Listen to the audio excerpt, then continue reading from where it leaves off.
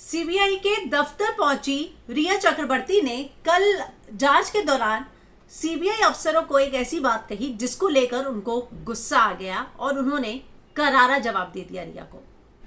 जी हां, कल रिया से पूछताछ के लिए जो है लगभग 3 लोग साथ में बैठे थे और नुपुर प्रसाद जो कि एसपी हैं, आईपीएस ऑफिसर हैं, वो उनसे सवाल पूछ रही थी। सवालों के दौरान जो है नुपुर प्रसाद जब सवाल पूछ रही थी तो लगातार जो है रिया एक जवाब बार बार दे रही थी। क्या था उनका वो जवाब, मैं हीना कुमावत फिल्म विंडो पर आपको बताऊंगी। लेकिन अगर आपने चैनल को सब्सक्राइब नहीं किया तो सब्सक्राइब कर लीजिए, बेल आइकॉन भी दबाइए और बेल आइकॉन में वो जो ऑल वाली कैटेगरी है उसको सेलेक्ट कीजिएगा तो आपको सारे नोटिफिकेशन मिलेंगे। सवाल जवाब का सिलसिला शुरू हुआ और रिया जो है एक बात का जिक्र बार बार करती नजर आई। वो कहती हैं कि मेरा जो है हैरेसमेंट हो रहा है, यहाँ पर बहुत ज्यादा मुझे हैरेस किया जा रहा है, मीडिया हैरेस कर रही है, मेरे बारे में मीडिया ट्रायल हो रहे हैं, मेरे बारे में खबरें ऐसी छप रही हैं। जब वो लगातार इन सारी चीजों को लेकर बोलती गई तो फिर एक अधिकारी ने उन्हें जवाब दिया कि सुनिए मैडम, अगर हमें आपको हैरेस ही करना होता और आपका इतना ही हैरेसमेंट हो रहा होता तो आपको पटना बुला सकते थे, लेकिन वैसा नहीं हुआ है।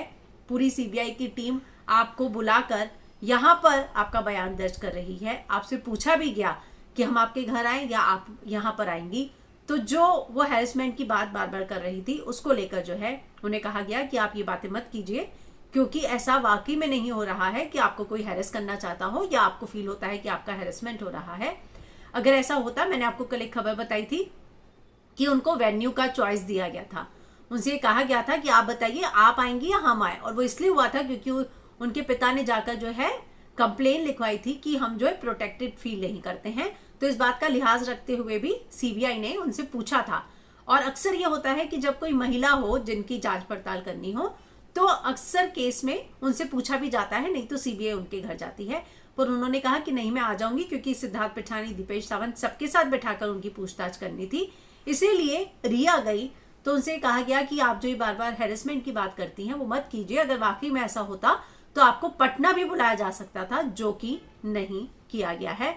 और उसके बाद जो है उन्होंने एक बार भी, रिया ने पूरे दिन में हैरेसमेंट की बात नहीं की। हालांकि सीबीआई ने फिर भी उनको तकलीफ ना हो इसके लिए मुंबई पुलिस को बोला कि ठीक है, आप इनको प्रोटेक्शन प्रोवाइड कराइए। पर यहाँ सबसे बड़ी बात यह है कि अगर आप पे कोई केस है, आप पे कोई मुकदमा चल रहा है, आपको प्रोटेक्शन चाहिए भी, तो जिस तरह नीलोत्पल ने बोला कि उन्हें पुलिस की गाड़ी में ले जाया जाए और पुलिस की गाड़ी में बैठा कर लाया जाए, उनकी गाड़ी के आगे पीछे जो पुलिस की गाड़ी चलती है वो नहीं होना चाहिए। तो ये बात जो है नीलोत्पल मृणाल ने उठाई है।